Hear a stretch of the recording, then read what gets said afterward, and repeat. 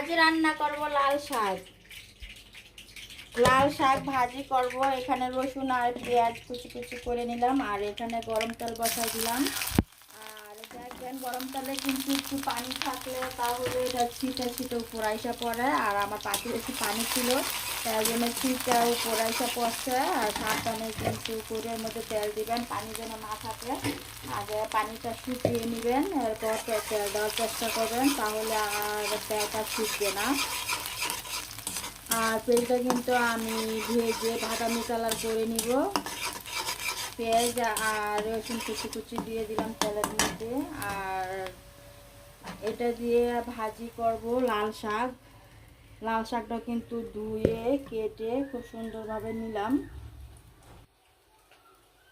পেঁয়াজ আর রসুনটা কিন্তু একদম লাল লাল হয়ে গেছে, দেখতে পারতেছেন। আর এখানে কিন্তু আমি শাক দিয়ে দেবো।